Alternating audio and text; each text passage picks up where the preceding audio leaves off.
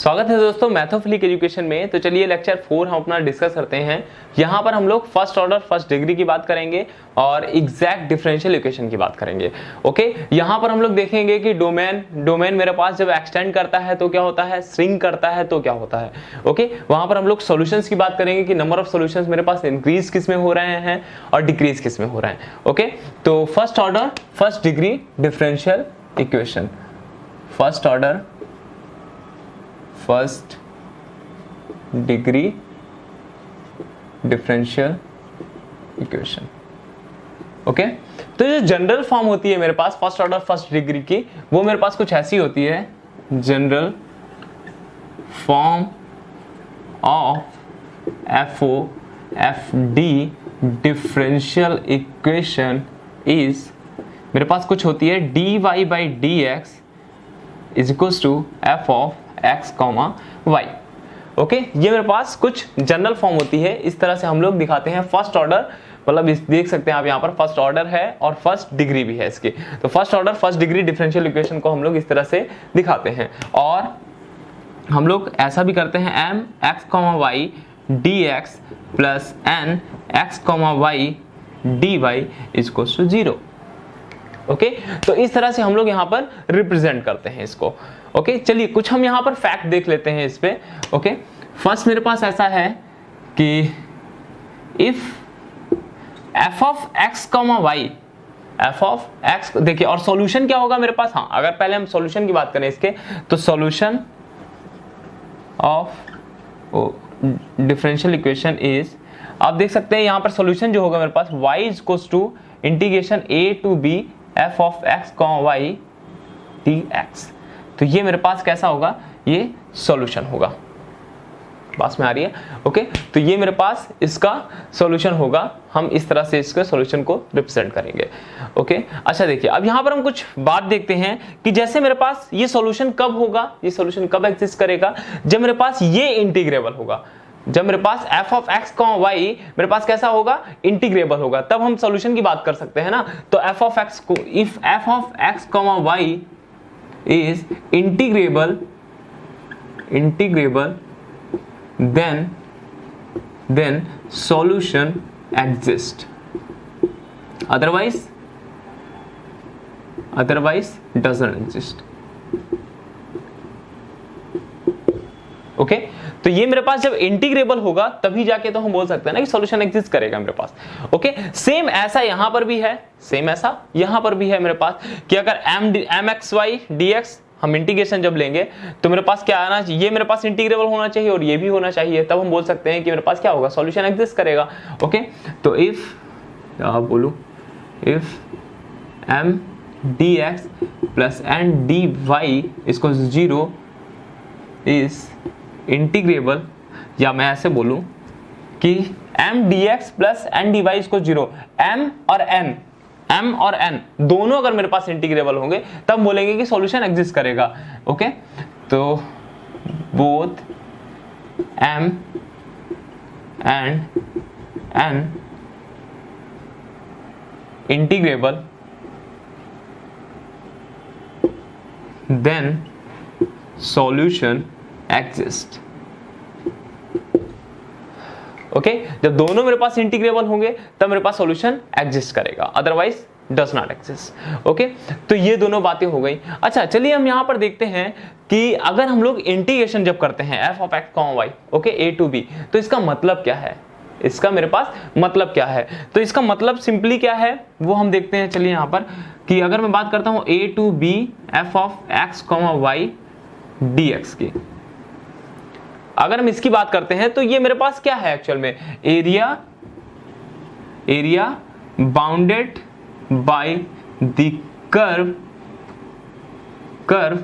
Between a and b and x axis. Okay, जैसा कि देखिए बचपन में हम लोग पढ़ते थे कि हम लोग कैसे इसका एरिया निकालते हैं। अगर मैं थोड़ा यहाँ पर ग्राफिकली रिप्रेजेंट करूं इस चीज को, थोड़ा बेसिक से चलते हैं यहाँ पर। ओके, तो ग्राफिकली अगर मैं इसको रिप्रेजेंट करता हूं तो हम कुछ इस टाइप से देखते हैं इसको। ओके, ये मेरे पास मान लीजिए कर्व है और ये a है, ये b है। Okay, x equals to a, x equals to b। Okay अगर मैं कोई सपोज यहाँ कोई पॉइंट ले रहा हूं मैं, ओके ये मेरे पास xi है, ये मेरे पास xi है, तो यहाँ पर इसका ये क्या कोऑर्डिनेट होंगे, xi f of xi।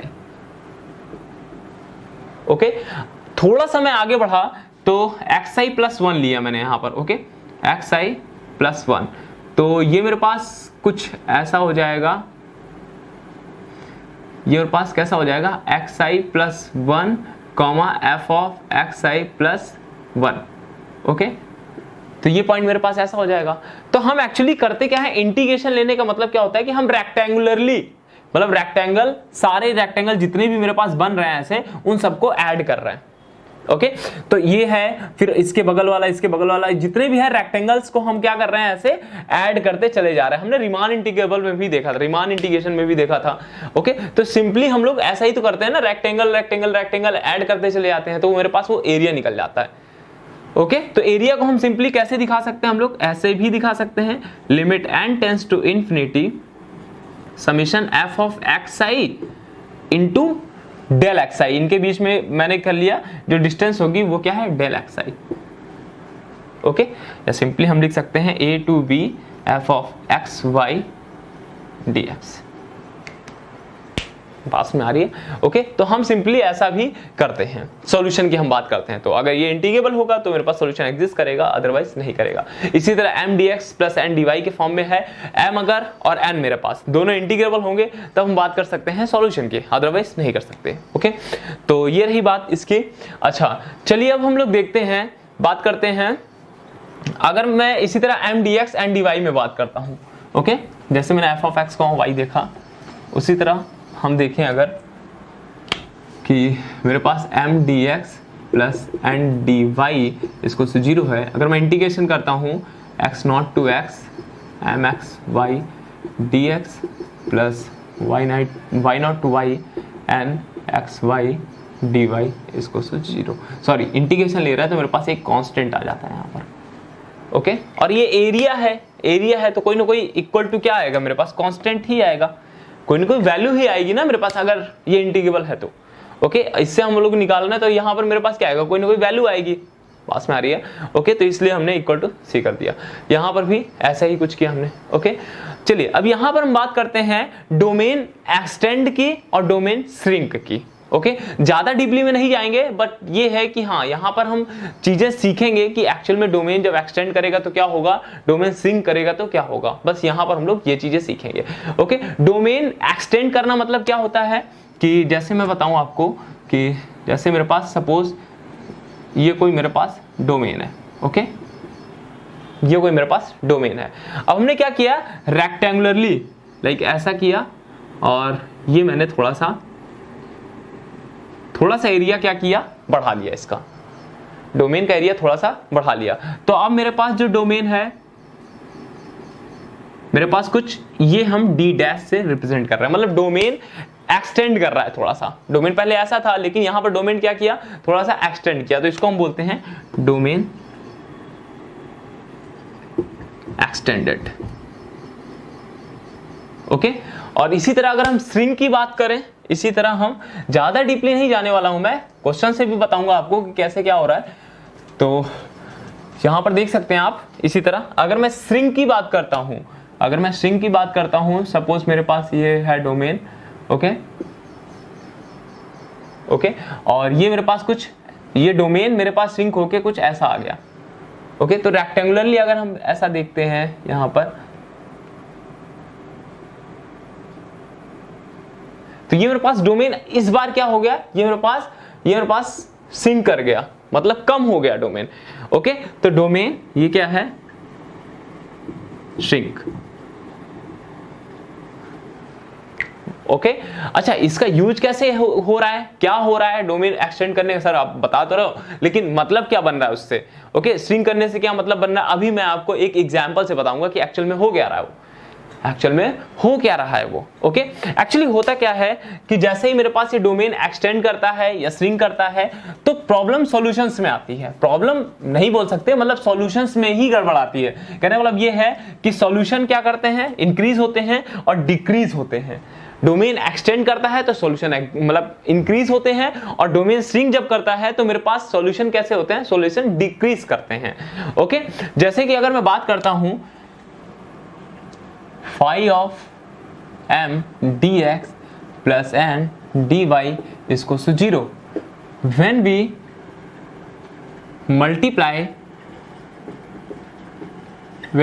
multiply phi of x comma y to equation, then we make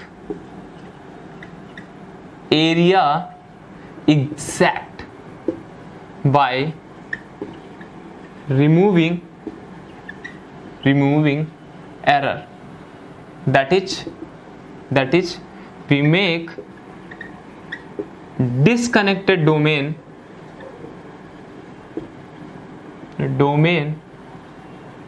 to connected domain.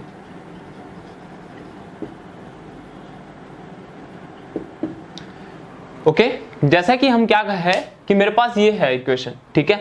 हम क्या करते हैं, इक्वेशन में phi of x comma y का मल्टीप्लाई करते हैं। किस लिए करते हैं, एग्जैक्ट बनाने के लिए, एरिया को एग्जैक्ट बनाने के लिए। ओके, उससे क्या होता है, मेरे पास जो एरर है वो रिमूव हो जाता है।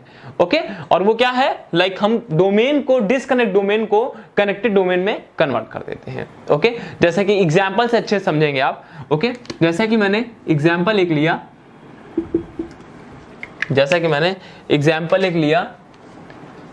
x dy minus y dx equals to 0, first equation. Okay, यहां पर देख सकते हो m मेरे पास क्या है, m dx, m मेरे पास माइनस y है और n क्या है मेरे पास, x है। ओके, अगर यहां पर हम del m upon del y करते हैं तो मेरे पास क्या आएगा, -1 आएगा। del n upon del x करते हैं तो 1 आएगा मेरे पास। ओके, एग्जैक्ट के लिए simply del m upon del y equal to del n upon del x होना चाहिए। ओके, यहां पर लेकिन नहीं है, यहां पर नहीं है। ओके, तो हम क्या करते हैं, यहां पर किसी का मल्टीप्लाई करते हैं, जैसा कि यहां बताया phi of x comma y का मल्टीप्लाई करते हैं एग्जैक्ट बनाने के लिए उसे। ओके, डिसकनेक्टेड डोमेन को कनेक्टेड डोमेन में करने के लिए हम ऐसा करते हैं यहां पर। ओके, तो यहां पर मैंने मल्टीप्लाई किया phi of x comma y इसको 1/y² का, मतलब 1/y² का मैंने मल्टीप्लाई किया, मल्टीप्लाई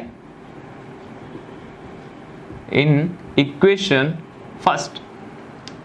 अगर मैं फर्स्ट इक्वेशन में मल्टीप्लाई करूंगा तो मेरे पास कैसा बनेगा, d of minus x by y is equals to x D y minus y d x upon y square equals to 0। ये मेरे पास सेकेंड इक्वेशन है। ओके, तो मैंने यहां पर y का 1/y² का मल्टीप्लाई किया उसमें।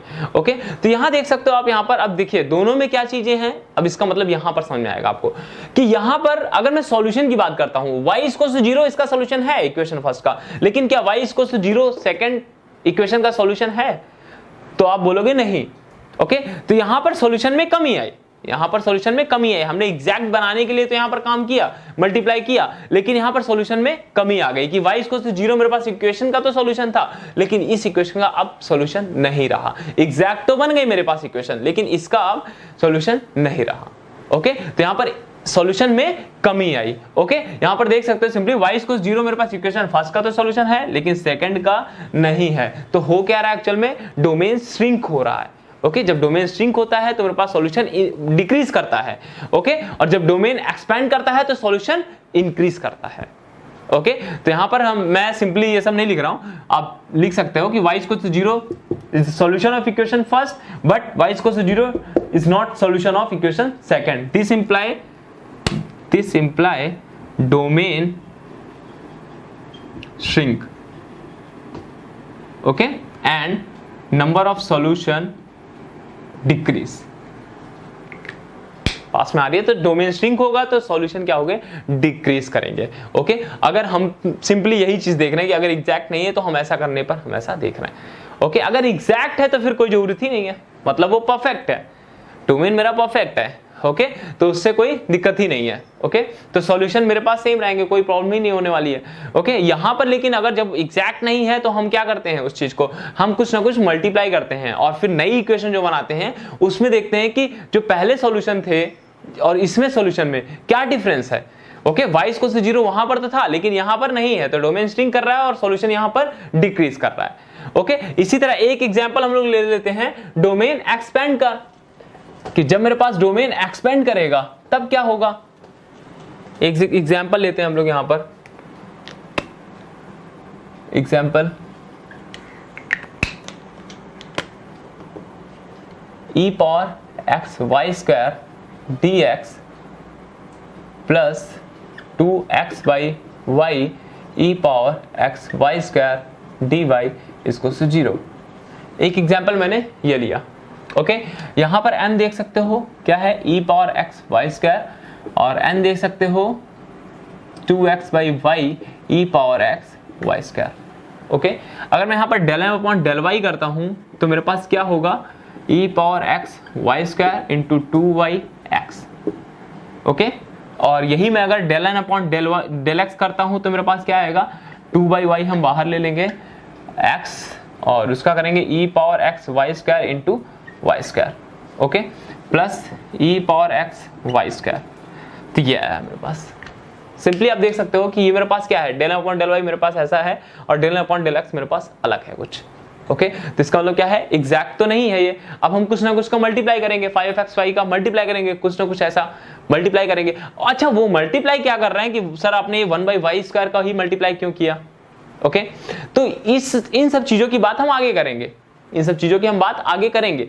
ओके, कि इसको हम लोग कहते क्या है, हम सारी चीजों की बात आगे करेंगे। ओके, तो यहां पर हम अगर फाई ऑफ एक्स वाई मतलब कुछ वाई स्क्वायर का अगर इसमें मल्टीप्लाई करते हैं तो मेरे पास ये एग्जैक्ट बन जाएगी। ओके, हम आगे डिस्कस करेंगे तो कि वाई स्क्वायर का ही क्यों किया, हम सारी चीजें डिस्कस करेंगे। ओके, तो अगर मैं यहां पर वाई स्क्वायर का मल्टीप्लाई करता हूं, सपोज अभी हम बेसिक से चल रहे हैं। ओके, तो अभी हमें घबराने की जरूरत नहीं है, सारी चीजें क्लियर हो जाएंगी, सिंपली क्लियर हो जाएंगी। ओके, तो अगर मैं यहां पर y square like phi of x y is equals to y square ले लूं multiply in equation first. Okay, first में अगर मैं मल्टीप्लाई करूंगा वाई स्क्वायर का तो मेरे पास क्या होगा, कुछ ऐसा होगा, y square e power x y square d x plus y 2x e power x y square D y इसको से 0। ये इक्वेशन सेकंड बन गई मेरे पास। ओके, अब लेकिन यहां पर देख सकते हो आप कि y इक्वल टू 0 मेरे पास इक्वेशन फर्स्ट का सॉल्यूशन नहीं था। y equal to 0 equation first का तो सॉल्यूशन नहीं था, लेकिन यहां पर सेकंड का हो गया। बात में आ रही, मतलब एक सॉल्यूशन एक्स्ट्रा ऐड हो गया, एक सॉल्यूशन ऐसा एक्स्ट्रा ऐड हो गया। और कोई जरूरी नहीं एक ही हो, और भी सारी चीजें हो सकती हैं। ओके, लेकिन यहां पर हमको तो एक तो साफ साफ दिख रहा है ना कि y इक्वल टू 0 यहां पर सॉल्यूशन नहीं था, लेकिन यहां पर है। मतलब डोमेन क्या हो रहा है इस केस में, एक्सपेंड कर रहा है डोमेन एक्सपेंड करेगा तो मेरे पास सॉल्यूशन कैसे होंगे, इंक्रीज करेंगे। सॉल्यूशन कैसे होगा, इंक्रीज करेगा। ओके, तो यहां पर सिंपली आप लिख सकते हो कि y equal to 0 is not solution equation first but y equal to 0 solution of equation second. This implies domain expand and number of solution increase. Okay, तो बात समझ में आ रही है। तो यहां पर हमने इसमें क्या सीखा कि डोमेन एक्सपेंड के बारे में देखा, डोमेन स्ट्रिंग के बारे में देखा। वहां से हमने देखा कि सॉल्यूशन कहां पर इंक्रीज कर रहे हैं, कहां पर डिक्रीज कर रहे हैं। ओके, जो हम मल्टीप्लाई कर रहे हैं उसके बारे में हम आगे देखेंगे। ओके, तो चलिए अब हम बात करते हैं एग्जैक्ट डिफरेंशियल इक्वेशन की। अब हम बात करते हैं एग्जैक्ट डिफरेंशियल इक्वेशन की। ओके, तो चलिए हम बात करते हैं एग्जैक्ट डिफरेंशियल इक्वेशन की। Exact differential equation. Okay, mdx plus ndy is equals to 0 define on domain D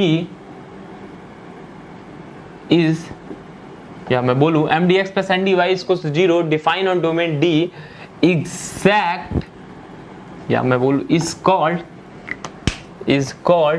exact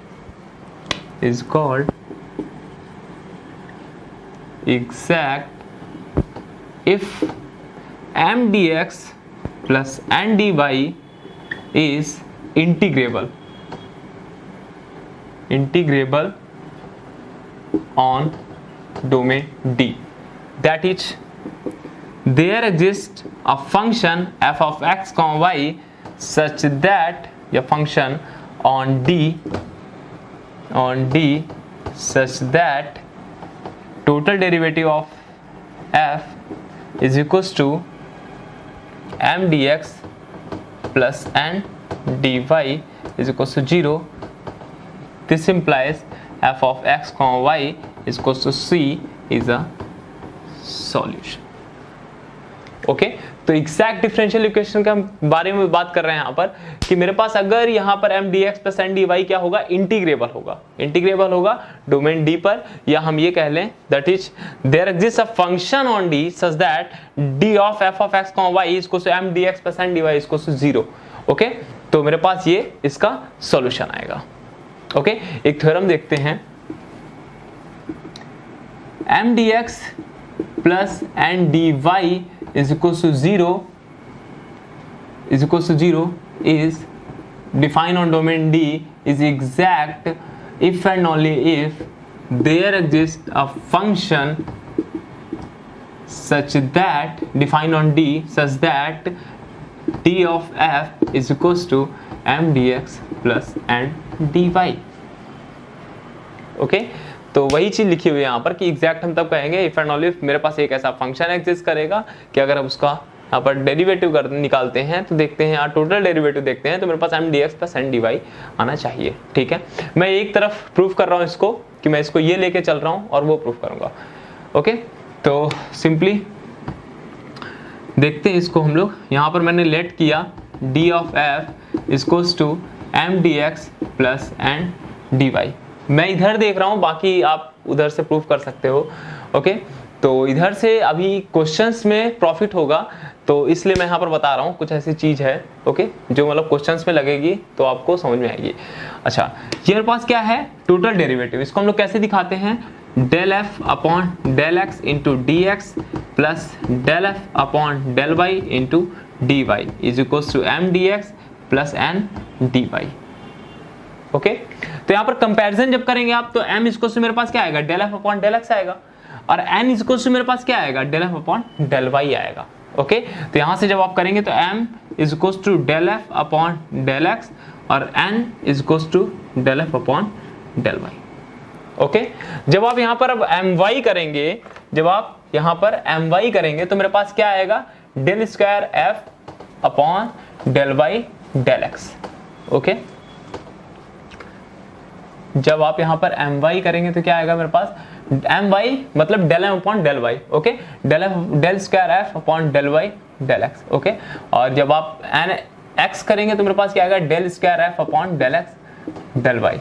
okay तो यहाँ पर फंक्शन कैसा है देख सकते हैं टोटल डेरिवेटिव एग्जिस्ट कर रहा है, पार्शियल डेरिवेटिव भी एग्जिस्ट कर रहा है यहाँ पर. ओके और इंटीग्रेबल भी है. तो यहाँ पर total derivative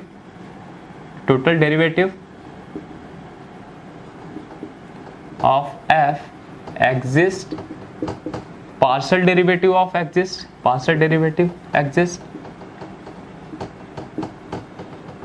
and integrable.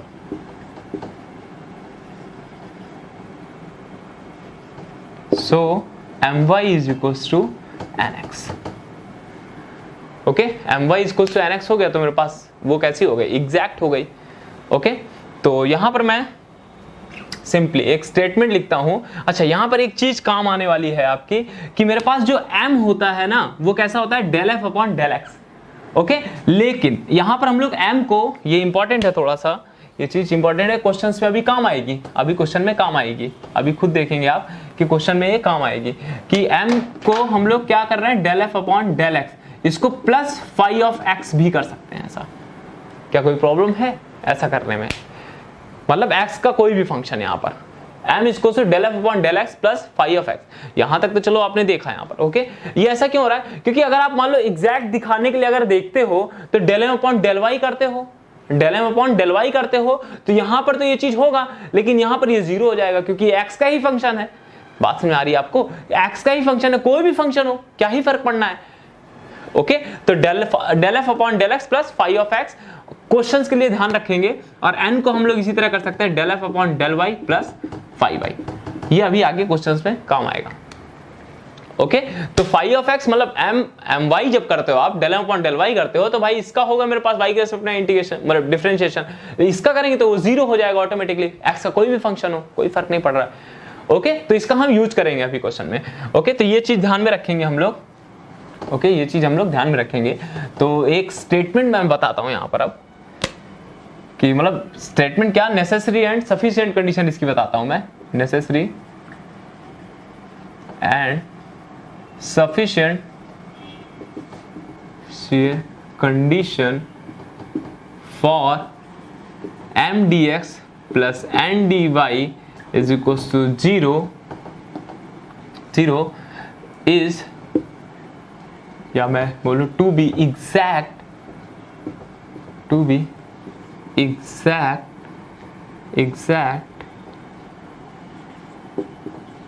if my is equals to nx। तो ये नेसेसरी एंड सफिशिएंट कंडीशन है इसके एग्जैक्ट होने के लिए कि my is equals to मेरे पास nx आना चाहिए। my is equals to अगर nx हो गया मतलब del m upon del y is equals to del n upon del x होना चाहिए। तो अगर ऐसा हो गया तो हम क्या बोलेंगे कि वो कैसी है, एग्जैक्ट डिफरेंशियल इक्वेशन है। ओके तो चलिए क्वेश्चन देखते हैं। अब हम लोग क्वेश्चन देखते हैं। सबसे पहले देखते हैं एक गेट में आया हुआ क्वेश्चन है उसको देखते हैं। ओके तो क्वेश्चन है मेरे पास,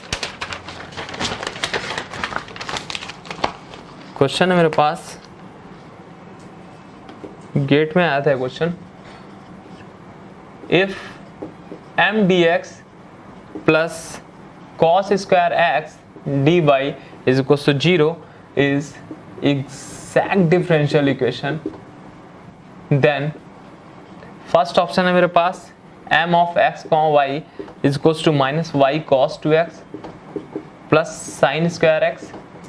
सेकेंड है मेरे पास m of x comma y is equal to minus Y sine two X plus cos square x.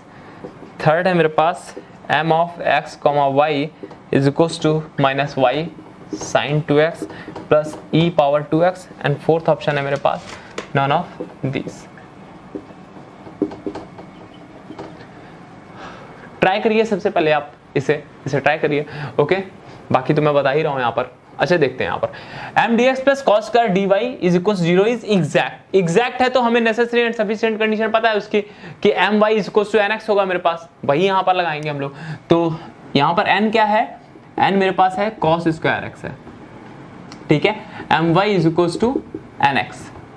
अच्छा M Y is equal to N X जब करेंगे N X means del N upon del Y. Okay तो यहां पर जब करेंगे तो क्या आएगा मेरे पास, del by del x cos square x. तो ये मेरे पास क्या आएगा, 2 cos x into minus sine x, या मैं ऐसे कर लूँ माइनस का 2 cos x साइन एक्स, तो सीधा मैं सिंपली साइन 2x कर दे रहा हूँ यहाँ पर, sign 2x sign 2x। Okay और ये मेरे पास क्या है, del M upon del Y है ना। ओके एम इसको से मेरे पास क्या आ जाएगा, y कैंसिल करेंगे तो minus Y sine 2x plus phi of x। बात समझ में आ रही, जैसा कि अभी मैंने बताया कि m इक्वल टू मेरे पास क्या होता है, del F upon del x plus phi of x। Okay तो यहां पर देख सकते हो आप, यहां पर मेरे पास क्या है minus Y sine 2x plus phi of x। अब x का कोई भी फंक्शन, ओके तो इसीलिए यहां पर कंफ्यूज नहीं होंगे, आप देख सकते हैं minus Y sine 2x minus Y sine 2x, ये ठीक है। और x का कोई भी फंक्शन आ जाए तो ये दोनों ऑप्शन ट्रू है, ये दोनों ऑप्शन ट्रू है, क्योंकि मेरे पास m equal to del F upon del x plus phi of x हम लिख सकते हैं इसको। ओके इसी तरह n में भी हम क्या कर सकते हैं, del F upon del y plus phi of y कर सकते हैं। ओके तो इसलिए हम यहाँ पर x का कोई भी फंक्शन हो ना चलेगा ना, क्या दिक्कत है, क्योंकि कोई my जब करेंगे एग्जैक्ट के लिए तो कोई प्रॉब्लम ही नहीं ना उसकी। तो my जैसे ही हम करेंगे वैसे ही मेरे पास क्या हो जाने वाला है, वो मेरे पास तो गायब हो जाने वाला है। ओके तो ये हो गया। अच्छा नेक्स्ट देखते हैं हम इसी तरह नेक्स्ट क्वेश्चन हम करते हैं। तो इसी तरह वो ऐसा भी घुमा सकता है, n दे देगा आपको, n गायब कर देगा, फिर इस तरह के ऑप्शन दे देगा, तो इस टाइप के क्वेश्चन बन सकते हैं, तो उस टाइप के भी आप कर लोगे। इसलिए एक बता दिया तो लगभग आप कर ही लोगे। ओके नेक्स्ट देखते हैं, चलिए हम लोग यहाँ पर क्वेश्चन है मेरे पास, if a y square plus y x square d x plus 2xy minus b x square y d Y is equal to 0 is exact for all a comma b belongs to S, then cardinality of S is, first option है मेरे पास empty, ठीक है, empty. Second option है मेरे पास non empty but finite, non empty but finite. Okay, third option है मेरे पास S की कार्डिनैलिटी 1 एंड डी ऑप्शन है मेरे पास S is infinite, infinite. Okay, तो देख सकते हैं आप यहाँ पर कि ये मेरे पास एग्जैक्ट है, तो एग्जैक्ट के बारे में हमें क्या पता है, M Y equal to N X होगा, वही करके चलिए देखते हैं यहाँ पर. तो m मेरे पास क्या है, m मेरे पास है a y square plus y x square है, और n क्या है मेरे पास M D x plus N D y. Okay, ये थोड़ा सा ध्यान में रखेंगे, हम जल्दबाजी में क्या करते हैं, कभी कभी ऐसा उल्टा लिखा होता है कि डी वाई यहाँ होगा डी एक्स यहाँ होगा, तो m हम इधर ले लेंगे और n इधर ले लेंगे. ओके, तो इसको थोड़ा सा ध्यान से देख लेंगे, होता है जल्दबाजी में गड़बड़ी हो जाती है. ओके, तो मेरे पास ये m है, ये n है, n equals to 2xy minus b x square y. Okay, तो m Y equal to N x होना चाहिए. एम वाई करेंगे तो मेरे पास क्या आएगा 2ay plus X square equals to N X करेंगे तो 2y माइनस 2bxy. ओके, यहां पर क्या करते हैं हम लोग, कोएफिशिएंट का कंपेयर करते हैं. जैसे देख सकते हैं आप यहाँ पर y के कोएफिशिएंट, y का ये है और y का यहाँ 2a है और यहाँ y का 2 है, तो 2a इक्वल्स टू मेरे पास आ जाएगा 2, a इक्वल्स टू मेरे पास आ गया 1. ओके, लेकिन यहाँ पर क्या एक्स स्क्वायर का कोई भी है, या एक्स स्क्वायर की बात करूं या मैं यहाँ पर xy के अगर मैं कोएफिशिएंट की बात करता हूं तो xy के कोएफिशिएंट यहाँ पर -2 भी है, लेकिन यहाँ पर xy का कोएफिशिएंट तो 0 है ना. यहाँ पर मैं ऐसे 0 इंटू xy, मुझे तो b चाहिए, a और b चाहिए ना, a b बिलोंग कर रहे हैं ऐसे, तो मुझे a और b चाहिए, है कि नहीं, तो मुझे a b चाहिए. तो यहाँ पर देख सकते हो कि मेरे पास xy का कोएफिशिएंट क्या है, मेरे पास -2b इक्वल टू 0, तो मेरे पास b इक्वल टू कहाँ क्या आ जाएगा, मेरे पास 0 आ जाएगा. तो a और b की मेरे पास यही केवल वैल्यू आई, मतलब 1,0 आया. इसके अलावा क्या कुछ आएगा, इसके अलावा कुछ भी नहीं आने वाला है. तो मतलब कि मेरे पास क्या आएगा 1,0 ओनली बिलोंग करेगा यहाँ पर s से. तो मेरे पास इसकी कार्डिनैलिटी क्या आएगी, मेरे पास 1 आएगी.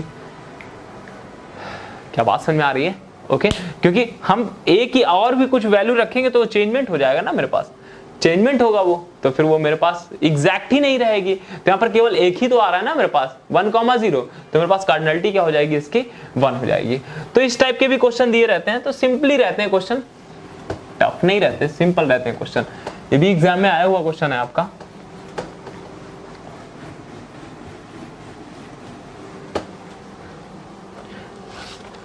चलिए नेक्स्ट एक लास्ट क्वेश्चन देखते हैं और लेक्चर को फिनिश करते हैं.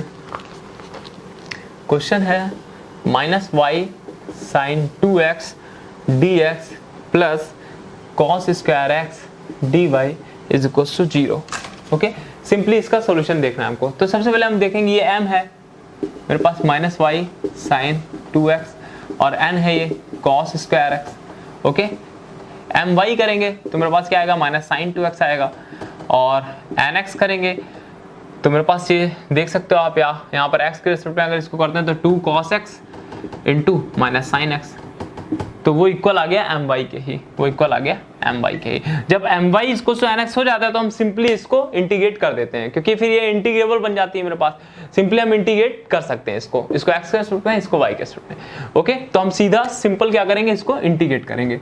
-y sin 2x dx plus cos square x dy इसको से 0. ओके, तो x के इंटीग्रेशन करेंगे x के रिस्पेक्ट में, तो ये मेरे पास क्या हो जाएगा, मेरे पास सिंपली मैं लिख देता हूँ यहाँ पर कि ये मेरे पास cos 2x by 2 आ जाएगा. ओके, माइनस का तो मेरे पास y cos 2x by 2, और ये x है तो n माइनस एक्स करते हैं. ओके, मतलब जो x वाली टर्म रहती है उसको हम लोग 0 कर देते हैं. ओके, y के रिस्पेक्ट यहाँ पर करते हैं जब, तो ये मेरे पास 0 हो जाएगा और ये इक्वल टू c आ गया. तो ये मेरे पास सॉल्यूशन आ गया. ओके, तो मतलब जब भी हम m dx plus n dy अगर एग्जैक्ट है तो n में जब करेंगे ना तो हम क्या करेंगे, n में से x वाले टर्म हटा देंगे. एक्स वाले जो टर्म आएंगे उनका हम इंटीग्रेशन 0 करेंगे। ओके, आगे ये चीज ध्यान रखिएगा आप। ओके, तो ये मैंने अभी बताया है आपको, फिर अगले लेक्चर में हम बात करेंगे इंटीग्रेटिंग फैक्टर की। ओके, तो धन्यवाद।